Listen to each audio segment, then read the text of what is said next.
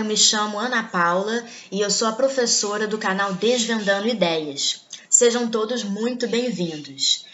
Esse nosso vídeo aqui nós vamos comentar a prova rosa do Enem, a parte de Ciências Humanas e suas tecnologias, mas antes eu gostaria de comentar os textos que muito ajudaram os alunos a desenvolver o tema de redação, né? Que o tema foi Desafios para a Valorização de Comunidades e Povos Tradicionais no Brasil. Eu havia feito na parte da manhã um vídeo e postei rápido assim no nosso canal comentando como eu desenvolveria esse tema, quais as aulas de geografia que nós trabalhamos aqui no nosso canal que a gente poderia utilizar para nós escrevermos, né, uma redação e como eu, professora, se eu fosse a candidata do Enem, como eu fecharia, né, a minha redação, a minha ideia. Eu não sou professora de redação, eu sou professora de geografia, mas muitos dos assuntos que a gente trabalha, muitos conceitos ajudam muito, né, vocês a desenvolverem o tema. E eu achei muito interessante esses textos, porque se você não sabe quem são essas comunidades e povos tradicionais, você teria aqui, nesse texto 2, esses gráficozinhos, né, essas barrinhas aqui dizendo o que representam, né, essas comunidades e onde elas se concentram. Então, achei muito interessante. Por exemplo, a indígena se concentra no Amazonas, né, tem a maior quantidade de famílias indígenas no Amazonas, no Mato Grosso do Sul, em Roraima. Então, a gente está falando aqui de parte da região centro-oeste e da região norte, o que não quer dizer que a gente não tenha, né, a gente não tenha comunidades indígenas espalhadas por todo o território nacional, mas isso diz muito o quê? Isso diz muito da concentração fundiária que expulsou essas famílias indígenas, desmatamento, enfim, conta exatamente o nosso processo de ocupação do território brasileiro. E isso é muito interessante porque a gente pode relacionar isso, né, abordar isso na formação do nosso próprio território e também relacionar com as questões ambientais, com o marco temporal, trabalhar a questão do conflito de terras, né? As pessoas acham que conflito de terra é só MST que invade propriedade. Não. A gente tem um índice de violência absurdas nessas terras, né, onde se concentram essas comunidades, e se elas se concentram, né, será que elas estão tendo acesso a medicamentos? Como é que é a qualidade de vida dessas pessoas? Então, é muito interessante a gente explorar, como eu falei no outro vídeo, né, as questões ambientais, acesso a direitos sociais, à saúde, à educação. E também, se você quisesse tratar a cultura afro-brasileira, como a quilombola, que é a comunidade de descendentes de escravos, né?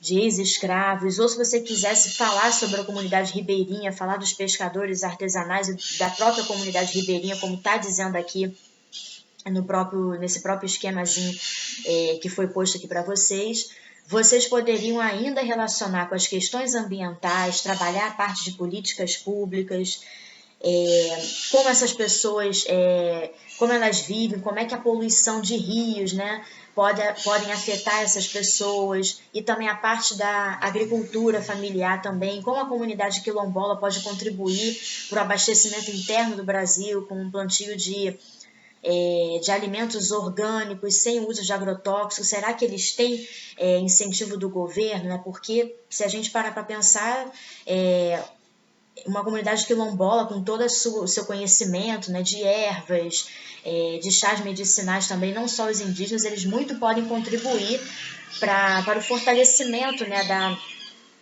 de uma cidade, o abastecimento interno de uma cidade, como a gente já citou no documentário que a gente viu, na reportagem, perdão, que a gente viu no Globo Rural. E também, se você quisesse tratar a parte dos refugiados também, através dos ciganos e etc., seria muito, muito interessante. Então, eu achei muito bacana, ajudou bastante, pelo menos eu vejo dessa forma, né?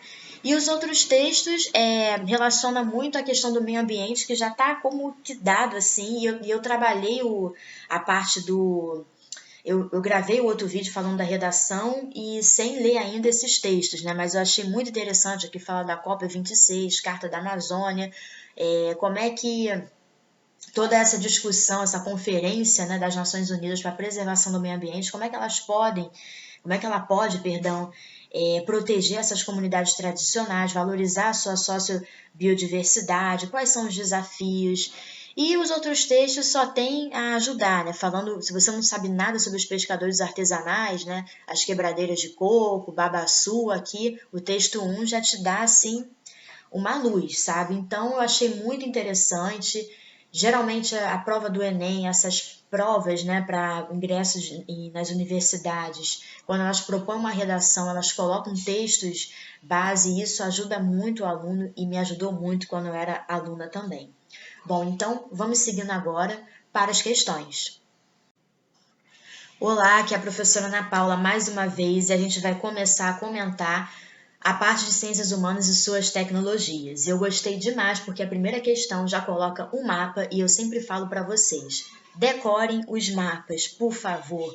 Saibam identificar onde ficam as regiões, todas as unidades da Federação do Brasil, pelo menos os principais países do mapa mundi, os continentes, os nomes dos oceanos. Por favor, façam isso porque eles gostam de jogar mapas bem técnicos, eles não colocam nada arrumadinho e vocês precisam identificar e, sabendo identificar, já ajuda bastante. Eu peço perdão porque eu estou assim com muita gente em casa, então vou ter muitos barulhos, fora os passarinhos também, mas a gente vai seguir aqui com um comentário dessa prova. E essa questão é muito interessante, porque ela mostra o mapa do Brasil e ela mostra assim o potencial de radiação solar global horizontal média anual. O que isso quer dizer? O quanto de radiação solar é uma dada região, né? E não necessariamente, não é a região político-administrativa, né? Ah, região norte. Não, isso aí assim, como é que fala? Invade, né, essas fronteiras dadas pelo homem, né? Então, ela simplesmente mostra o potencial de radiação solar, né, no nosso território. E eu acho muito interessante que a questão, ela não explica muito o que ela pede, tá? Mas ela te confunde, porque ela dá um mapa que mostra a concentração dessa radiação solar, a potência, né? Se a gente dá uma olhadazinha na legenda, né? A potência, né, dessa radiação, onde ela é, digamos assim, potente, onde não é, né? Onde ela é mais forte, onde ela não é. E é muito interessante, porque a questão ela vai te pedir assim, uma característica regional, tá? Ou seja, que não vai se limitar à escala de uma cidade, à escala de uma rua, mas a escala regional da natureza, tá?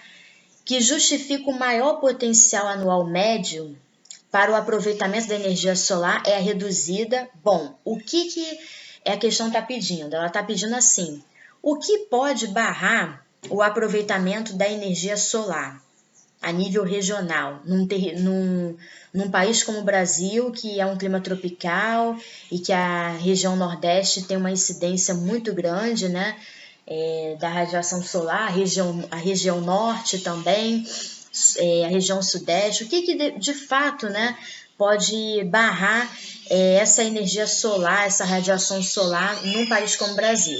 Bom, pode ser a declividade do relevo? Não, tá? A gente não está falando de fatores que determinam o clima, como a gente já explicou nas outras aulas, a gente não está falando disso.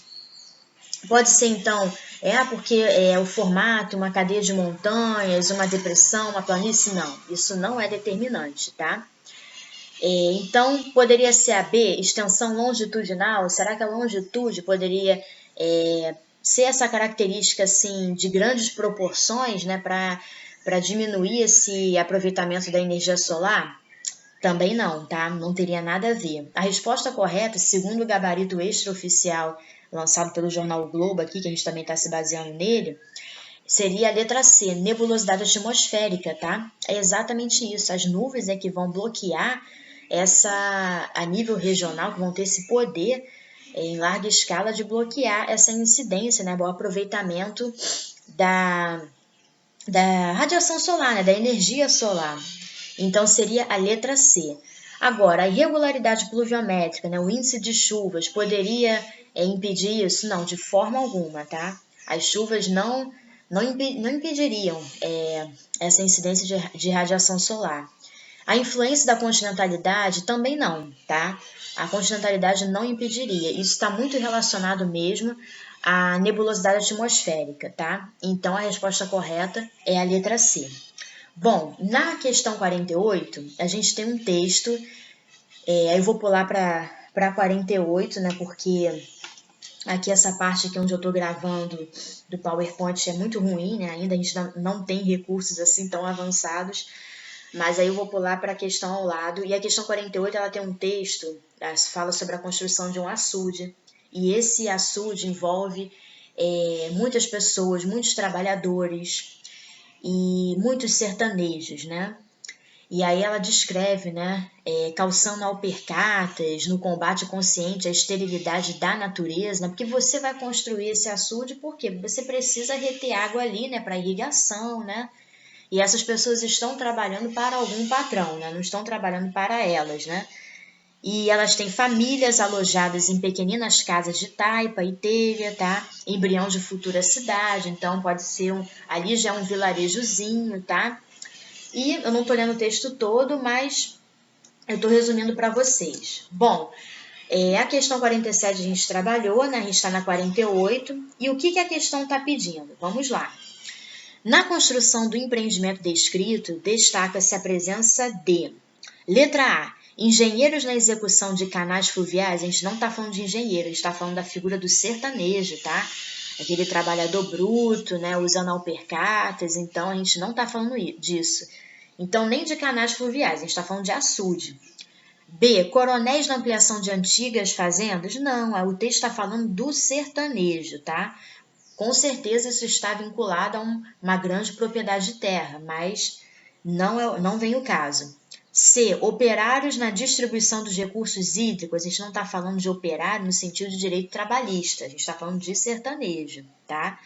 Então, e essa distribuição dos recursos hídricos, ela não é necessariamente para esse vilarejo que está se formando, para a família desses trabalhadores, né? Olha que interessante que o texto fala, no combate consciente à esterilidade da natureza, tá? E esse combate consciente não quer dizer...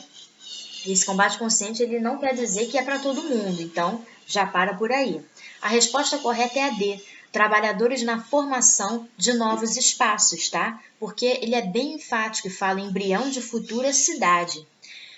Letra E, negociantes na organização de redes comerciais, nada a ver, aqui não está falando de redes comerciais, aqui está falando da construção de um açude. Aí seria viajar muito na maionese, tá bom? Então, a resposta correta é a D, tá? Mas se você marcou a E, não se preocupe. Temos outras opções. Vamos seguindo.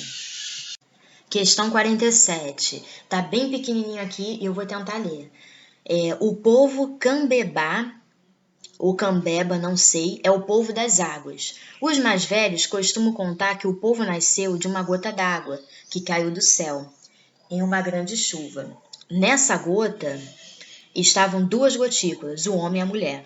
Por essa narrativa e cosmologia indígena de que nós somos o povo das águas, é que o rio nos tem fundamental importância.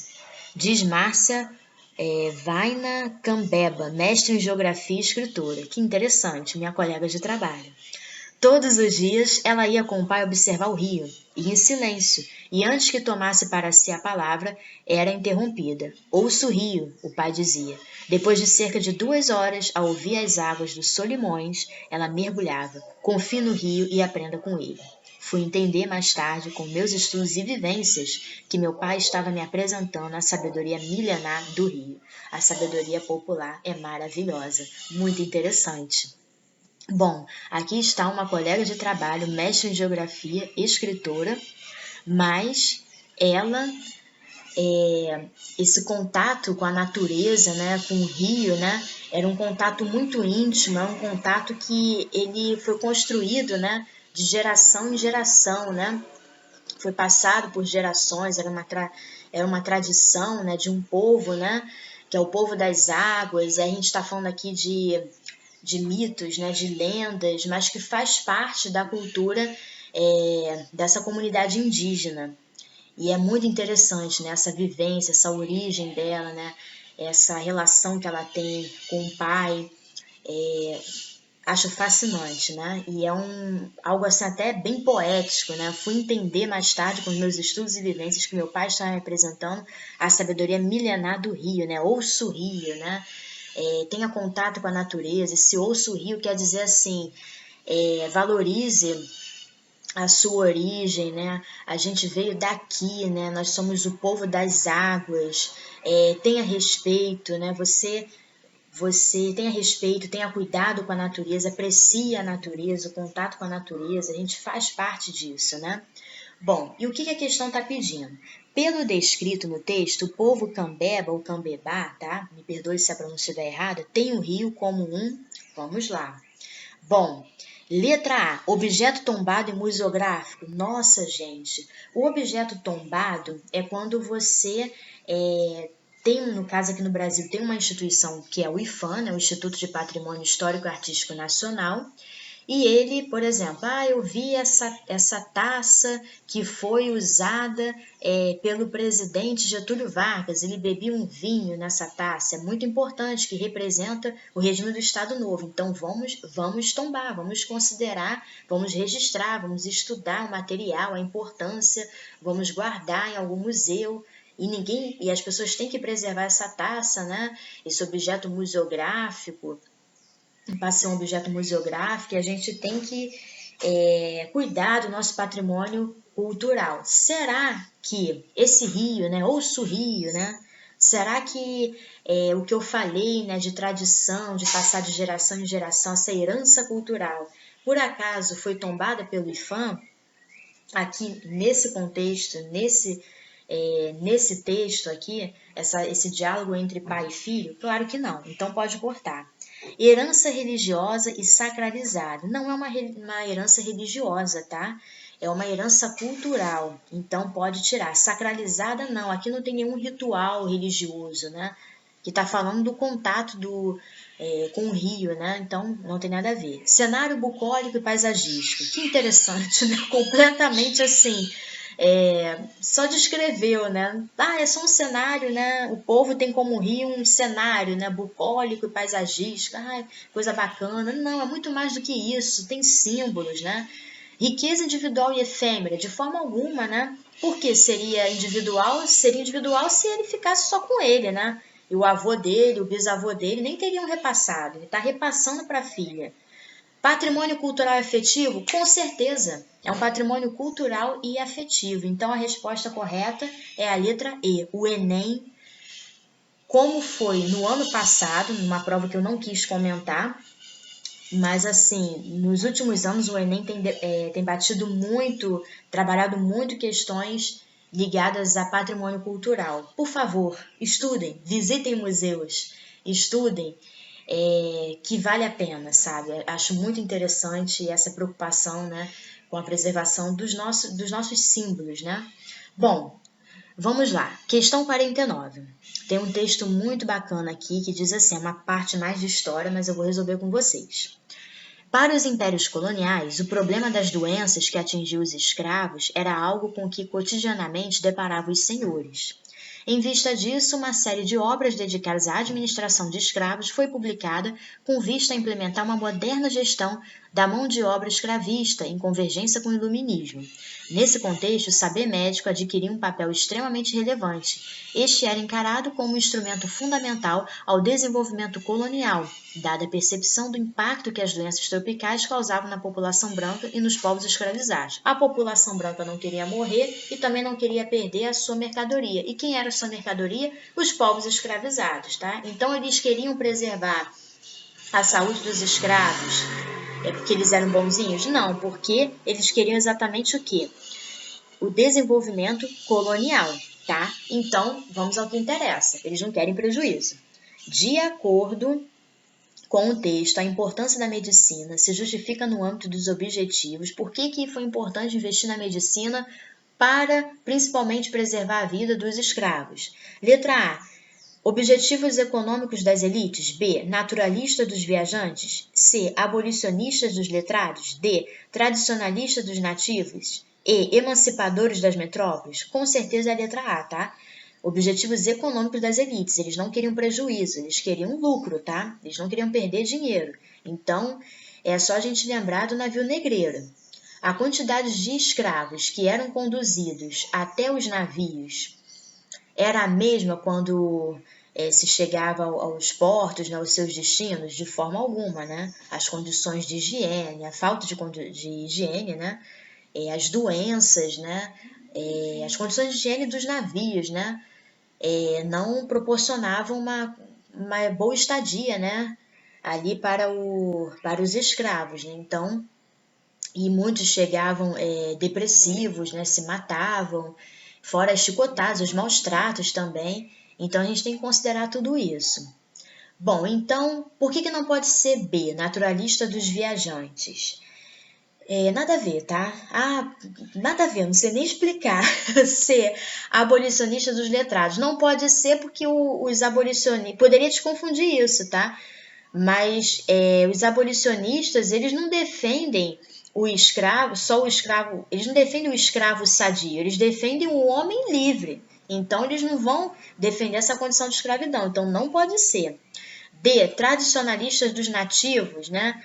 Justifica no âmbito dos objetivos tradicionalistas dos nativos? Não, nada a ver, tá?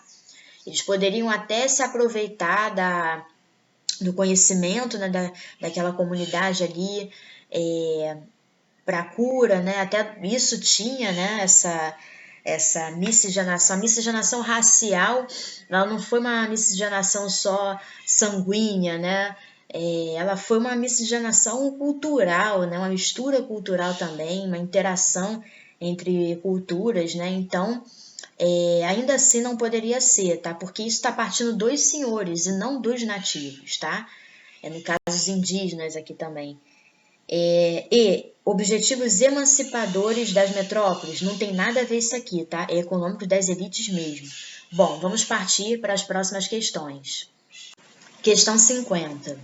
A questão 50, ela tem dois textos. O texto 1, que é bem pequenininho, que diz assim: interseccionalidade, intercruzamento de desigualdades que gera padrões complexos de discriminação. Entenderam alguma coisa? Pois é, a gente lendo de primeira, a gente fica meio confuso. Mas aqui está dizendo o seguinte: a interseccionalidade é quando você vai pensar a desigualdade social não apenas numa determinada classe social, não apenas sobre um determinado grupo. Você vai ver, né? Você vai intercruzar mesmo informações, outras, vamos botar assim, categorias, né? Outras pautas identitárias, digamos assim, que podem estar relacionadas com a desigualdade social, desigualdade racial e etc. Bom, texto 2. Proporção de pessoas abaixo da linha da pobreza, por arranjo domiciliar no Brasil. Aí aqui está dizendo o seguinte: mulher sem cônjuge, sem marido e com filho até 14 anos. Olha a grande quantidade de mulheres sem mães solteiras, né, até 14 anos, que vivem abaixo da linha da pobreza. Olha a grande quantidade. Aí dentro desse grupo a gente tem um subgrupo. Mulher preta ou parda, sem marido, mas com filho, aí já é até maior, 64,4%. Mulher branca sem cônjuge e com filhos até 14 anos, já é bem menor. Então aqui já está mostrando o quê? Uma desigualdade, uma interseccionalidade, uma desigualdade em termos de gênero, tá? Podemos dizer assim, uma desigualdade racial também, tá? E até, digamos, a gente pode, se a gente tivesse mais informações, né, porque a gente não tem, mas só essa faixa etária, assim, até 14 anos, será que essas mulheres, essas moças tão jovens, será que elas têm o nível de escolaridade completo? Pelo menos o ensino fundamental, não pode ter completo o ensino médio pela a faixa etária, né? Não é nessa idade que você vai completar o ensino médio aqui no Brasil. Mas será que elas têm o ensino fundamental completo? Já está indicando aqui para a gente, né, que já é uma informação que não que diz assim de forma indireta, mas já mostra para a gente que é bem possível que não tenha, né? Aí tem casal com filho, outros unipessoal, casal sem filho, que são taxas altas, mas a taxa que ganha é a mulher preta ou parda, sem cônjuge e com filhos até 14 anos. Bom, expliquei de forma bem grosseira para vocês o que é essa interseccionalidade. A gente vai encontrar uma forma de discriminação social a partir do... Perdão, uma forma de... A gente vai poder enxergar a desigualdade, né? A desigualdade social através do intercruzamento, né? Da relação entre várias informações, né? Vou falar de uma forma bem grosseira aqui para vocês, e a gente vai ter um tipo de discriminação, né? Será que essa discriminação, por que ela acontece em um determinado grupo de pessoas, né? Por que acontece com determinados gêneros, né? E por aí vai. Bom, considerando o conceito apresentado no texto 1 e os dados apresentados no texto 2, no Brasil, são fatores que intensificam o fenômeno da discriminação. Letra A, raça e gênero. B, etnia e habitação. C, idade e nupcialidade. D, profissão e sexualidade. E, escolaridade e fecundidade. Essa questão é difícil, tá? Até para eu que sou professora. Mas a gente pode encontrar muita discriminação em todas essas alternativas. Mas, segundo o texto 1 e 2, o que está dizendo aí para a gente? Está dizendo que uma desigualdade de raça, né? Porque a mulher preta ou parda, ela tem uma porcentagem maior em relação à branca, né? Que está abaixo da linha da pobreza. Então, a gente tem uma desigualdade, né? Muito maior em termos de raça e de gênero. A gente está falando de mulher sem cônjuge, né? De mulheres, a gente está falando de mulheres, mães solteiras. Então, a resposta correta é a letra A, tá? Não pode ser etnia, a gente não está falando aqui de outras culturas, a gente não está falando aqui da habitação, tá bom? C, idade e nupcialidade. Poderia te confundir essa também. Poxa, aqui está falando da idade, aqui está falando do casamento precoce, né? Mas ainda assim, a nupcialidade aqui não se encaixaria aqui pra gente, tá? Profissão e sexualidade também não, tem nada a ver, tá? Escolaridade e fecundidade. Isso poderia também te confundir. A C e a E seriam as que mais confundiriam os candidatos, perdão. Escolaridade e fecundidade, mas aqui não está falando da taxa de fecundidade, tá? Aqui está falando da mulher com filhos até 14 anos. Aqui não está falando da taxa de fecundidade da mulher, aqui está falando do gênero mulher, tá? Da mãe solteira, e preta e parda, que está muito mais abaixo da linha da pobreza do que a branca, tá? Segundo o Arranjo Domiciliar no Brasil de 2017, segundo essa pesquisa. Então, a resposta correta é a letra A, raça e gênero, tá? Segundo esses dois textos. Bom, questão 52. Aqui essa questão 52, eu adorei essa questão. É uma questão que, nossa senhora, ela tem muito a ver com as aulas de imigração, e eu trabalhei uma aula de imigração no Temas da Geografia, que foi o nosso penúltimo tema antes do Enem. Então, meus amigos, que previsão boa, né? Acertei mesmo. Bom, o texto está dizendo assim: brasileiros levam mais tempo de casa para o trabalho. Pesquisa do IBGE aponta que a situação é mais grave no Sudeste. 13% das pessoas levam mais de 1 hora para chegar ao trabalho. Nas regiões metropolitanas de São Paulo e do Rio, o IBGE registrou os maiores percentuais de trabalhadores que levam mais de 1 hora no trajeto até o emprego. Quem vê o Marcelo chegar ao trabalho nem imagina a maratona que ele enfrenta todos os dias antes das 5. Acordo 4h30, saio de casa 5 horas, pego o trem 5h20, chego na central umas 6h50, pego o ônibus e chego no trabalho mais ou menos 7h10. Conta, segundo especialistas, são os mais pobres os que moram mais longe do emprego. Esse é o caso de muitos brasileiros, inclusive da minha própria mãe. Então, vamos ver o que a questão está pedindo.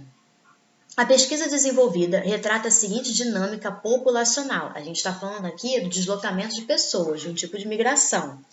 Letra A, fluxo de retorno? Nada a ver, gente. Fluxo de retorno seria se eu vou para mudo de um estado, mudo para uma cidade e não dá certo, então eu tenho que retornar. Não pode, tá? Então não tem nada a ver. Migração interna? Nada a ver, tá? Nada a ver isso aqui. Porque a gente está falando, a migração interna seria o deslocamento populacional no espaço geográfico da sua própria cidade, né? Do seu próprio país também, né? Mas a escala aqui está sendo, parece que é de pode ser, aqui não diz, né? Mas pode ser de um município para outro, pode ser de um bairro para outro bairro, mas aqui não é migração interna, não tem não tem como definir, né, esse deslocamento dele, não tem como uma migração interna, não, um deslocamento que ele está fazendo, um deslocamento diário, tá? Mudança sazonal, não pode. Quando a gente fala de migração sazonal, que usou até essa mudança sazonal, é em relação ao tempo de plantio, tempo de colheita. Isso muitos trabalhadores como é que fala, pessoal? Os plantadores de cana, né? Quem corta cana. Então, assim, não pode ser, tá? Então, é segundo a colheita, não pode. Então, resposta correta, D, movimento pendular. É exatamente isso. É quando você leva muito tempo para você chegar, né, da sua casa ao trabalho, mas você vai voltar para o seu local de origem no mesmo dia, mesmo que demore muito tempo, no transporte público, qualidade de vida muito ruim, mas você vai voltar. Então, isso é movimento pendular. Letra E, deslocamento forçado. Não seria, se bem que ele está forçado, né?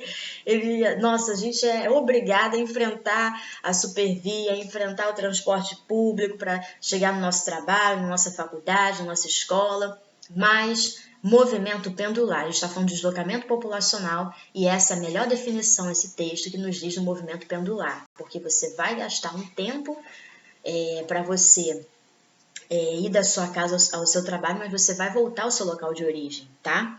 Então, resposta correta, D, sem mais, e vamos nessa. Eu pulei 5 questões porque são mais relacionadas à parte de filosofia, sociologia e de história também. Então, eu fui logo para essa questão que tem mais a ver com a geografia. Então, vamos lá. Questão do número 56.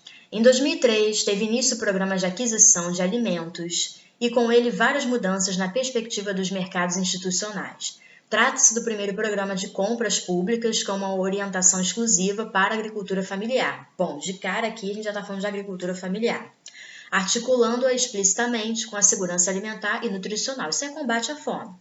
O programa é destinado à aquisição de produtos agropecuários produzidos por agricultores enquadrados no Programa Nacional de Fortalecimento da Agricultura Familiar. A gente está falando aqui do PRONAF, tá? Fortalecimento do pequeno agricultor. A gente não está falando aqui de empresários. Bom, incluídas aqui as categorias assentados da reforma agrária, trabalhadores rurais sem terra, acampados, quilombolas, agroextrativistas, famílias atingidas por barragens e comunidades indígenas. Olha que interessante, como eu falei, a parte da geografia agrária, o quanto a gente pode relacionar esse tema da redação do Enem. Bom, então se a gente tem um programa para auxiliar, né, o pequeno agricultor, visto nessa categoria das comunidades tradicionais no Brasil, né? O que a questão está pedindo?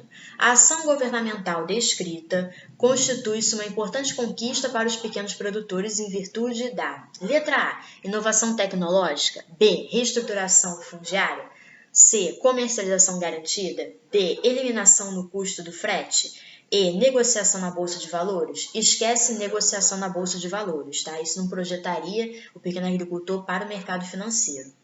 Letra A, inovação tecnológica? Não, aqui está falando de um programa destinado para aquisição de produtos agropecuários, tá?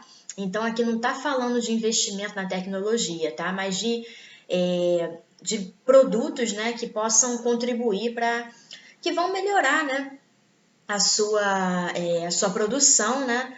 Mas não na compra de maquinário, melhorar o maquinário, não é isso, tá? Então, não pode ser. Reestruturação fundiária, aqui está falando de reforma agrária, aqui está falando de pessoas assentadas pela reforma agrária, ou seja, que passaram pelo processo já de reestruturação fundiária. O programa não é para reestruturação fundiária, tá? Então, pode cortar. A resposta correta é a C mesmo, tá? Comercialização garantida, porque isso vai permitir que esse pequeno agricultor ele tenha produtos para comercializar. Tá certo? Ele vai ter condições ali de comprar as sementes, de investir ali para ele comercializar. Então, a comercialização garantida mesmo. Poderia ser a D, eliminação do custo do frete? Não tem nada a ver com isso. Aqui não falou dos impostos, não falou de nada. Então, a resposta correta é a C, tá bom, pessoal? Essa questão poderia confundir vocês com a parte da inovação tecnológica. Vocês poderiam pensar assim, não, peraí, mas, poxa, será que ele não, se está fortalecendo a agricultura familiar, não fortaleceria essa parte tecnológica? Não, porque esse programa ele vai ter uma quantidade X, né? Essas pessoas, os agroextrativistas, esses grupos sociais, eles vão ter uma quantidade X para acessar e ela nunca vai ser suficiente para investir no maquinário, tá? E reestruturação fundiária, só se você, assim, por distração, achasse que não, mas tem os assentados da reforma agrária, então não é isso, tá? Aqui é para você garantir, né? Como o texto está dizendo, trata-se do primeiro programa de compras públicas com uma orientação exclusiva para a agricultura familiar. É garantir mesmo a comercialização, tá? É garantir essa troca aí, né, comercial, né, entre o Estado e entre esses grupos sociais e entre eles mesmos. Então, resposta correta, letra C.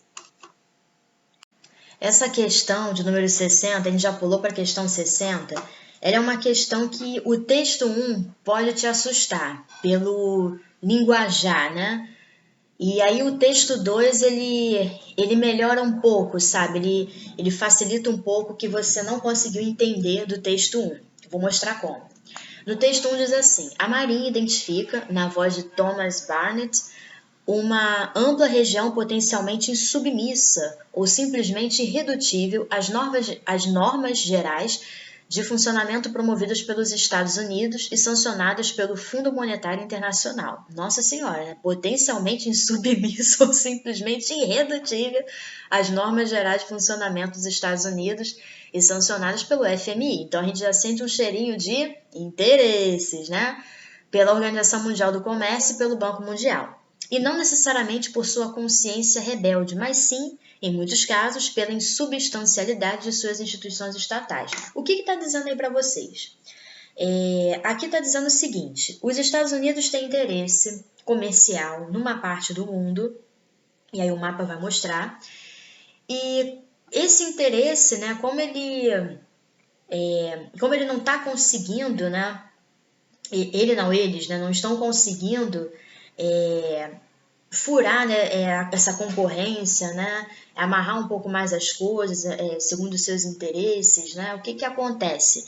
Ele considera essa região insubmissa, tá? Ela é insubmissa aos meus interesses. Bom, aí tem a parte final do texto que diz assim, e não necessariamente por sua consciência rebelde, mas sim, em muitos casos, pela insubstancialidade de suas instituições estatais. Quando se fala em substancialidade de suas instituições estatais, na verdade, dá uma ideia assim pode dar uma ideia de fraqueza, né? Mas essas instituições, elas não são tão bem consolidadas. Na verdade, é exatamente o contrário, né? É o fortalecimento delas que impede com que haja esse domínio, né, da parte dos Estados Unidos. Isso não é uma leitura marxista, isso não é uma leitura comunista, isso é apenas uma leitura de uma professora de geografia que teve aula de geopolítica e está diante de um texto da Marinha, né, do governo dos Estados Unidos, que é assim que eles se expressam em relação aos seus interesses geopolíticos no mundo, tá? Então, não tem nenhum viés ideológico aqui. Aqui é só simplesmente a leitura que eles dão, né? Quando eles não conseguem forçar barreiras comerciais que muito interessam a eles, né? e a qualquer país. Aí qual é o texto 2, né? Olha que interessante, um novo mapa, o mapa mundi, né? E aí mostra assim, aí vem aquela legenda, né? Alta densidade e variedade germoplásmica, né? Aí vai mostrando, né? Aquela coisa, nem saberia, sinceramente, nem saberia explicar direito o que é isso. Confesso a minha ignorância em relação ao assunto, posso pesquisar o termo depois. Mas aqui tem assim, localizando, petróleo e gás, né? Aí localiza a exploração do petróleo e gás bem próximo ao Brasil, né? Incluindo o Brasil aí também, América Central, né? E a gente vê também, né, parte da América Central, e a gente vê também Estados Unidos, Canadá, e a gente vê uma parte também não muito Europa, né, mas uma parte considerável uma parte da Rússia, né, não da parte da Europa desenvolvida, que eu quis dizer. E vamos nessa, né, porque está muito difícil aqui para eu enxergar. Bom, a brecha crítica do novo mapa do Pentágono. Então, o que quer dizer essa parte pontilhada? É exatamente essa brecha crítica, é exatamente essa região potencialmente insubmissa, né? Ou simplesmente irredutível às normas gerais de funcionamento promovidas pelos Estados Unidos e por um banco, né? Então, essa parte aqui pontilhada pega todo o continente africano, tá bom? Passa por essa parte uma parte da Rússia, mas nem totalmente, né? E muito pega a parte, aí isso inclui o Oriente Médio também, né? É porque o mapa também está muito ruim, eles não têm uma boa resolução dos mapas. E pega principalmente a parte do Sudeste Asiático, né? Então, assim, bem, essa parte aqui ele não está conseguindo, os Estados Unidos e o FMI não estão conseguindo, e é uma parte que muito interessa, né? Petróleo e gás não estão conseguindo adentrar. Bom, as preocupações do governo estadunidense expressas no texto no mapa evidenciam uma estratégia para. Vamos nessa. Letra A. Compartilhamento de inovações tecnológicas. B. Promoção de independência financeira. C. Incremento de intercâmbios culturais. D. Ampliação de influência econômica. E. Preservação de recursos naturais. Por favor, preservação de recursos naturais, nem pensar, tá? É exploração, extração de petróleo e gás. Corta essa. Letra A. Compartilhamento de inovações tecnológicas. Nada a ver. Aqui não tem nada a ver. Aqui é o interesse econômico que está querendo barrar aí uma resistência, né? Então não pode ser. Promoção de independência financeira. Nossa, será que um FMI da vida quer a independência financeira dos países? Os Estados Unidos também? De forma alguma. C. Incremento de intercâmbios culturais. Isso poderia até te levar por conta assim, mas insubmisso, consciência rebelde, forçando muita barra, tá? Mas não rolaria. A resposta correta é exatamente a D, ampliação de influência econômica. É o que ele quer, tá insubmisso, porque eu quero ampliar minha influência econômica, só que é uma forma de ampliação de influência econômica muito autoritária, né? Convenhamos, né? Olha como é que ele considera isso, né? Potencialmente submissa, né? Enfim, então a resposta correta é a letra D. Essa é uma questão de atualidades, tá? É uma questão muito interessante porque faz parte do contexto da guerra na Ucrânia e da Rússia. E ela começa com um texto que é uma fala do Vladimir Putin, presidente da Rússia, que diz assim: colegas, na mente e no coração do povo, a Crimeia sempre foi uma porção inseparável da Rússia. Essa firme convicção se baseia na verdade e na justiça e foi passada de geração em geração ao longo do tempo, sob quaisquer circunstâncias, apesar de todas as drásticas mudanças que o nosso país atravessou durante todo o século XX. Então ele está se justificando aqui por essa anexação da Crimeia, né? Bom, vamos lá. Considerando a dinâmica geopolítica subjacente ao texto, a justificativa utilizada por Vladimir Putin em 2014 para a anexação dessa península apela para o argumento de que: letra A. As populações com idioma comum devem estar submetidas à mesma autoridade estatal. B. O imperialismo soviético havia se acomodado às pretensões das potências vizinhas. Não tem nada a ver. Eu vou anexar esse território porque o imperialismo soviético se adaptou, né, às pretensões dos outros países, né, aos ditames dos outros países. Não tem nada a ver. Imperialismo soviético e agora imperialismo russo, nada a ver, então pode cortar. C. Os organismos transnacionais são incapazes de solucionar disputas territoriais. Ele não está falando aqui da ONU, tá? Então pode cortar. D. A integração regional supõe a livre circulação de pessoas e mercadorias? Essa alternativa poderia até te confundir, tá? Mas ele está anexando esse território porque ele quer uma livre circulação de pessoas, mas ele não usa isso como justificativa na fala dele, tá? Ele não está falando aqui de comércio, de economia, ele não está falando disso. Ele está falando assim, de uma cultura única, né? Colegas, na mente e no coração do povo, a Crimeia sempre foi uma porção inseparável da Rússia. Essa firme convicção se baseia na verdade e na justiça e foi passada de geração em geração. Então fazia parte da gente, era uma cultura comum. Então não pode ser. E a expulsão das forças navais ocidentais garantiria a soberania nacional. Nada a ver, que não está falando de estratégia de guerra, nada a ver. O que nos resta é a letra A. As populações com idioma comum devem estar submetidas à mesma autoridade estatal. Ele não fala isso de forma explícita, mas ele fala dessa coisa, dá a entender dessa coisa da cultura, passar de geração em geração, fazia parte da gente, né?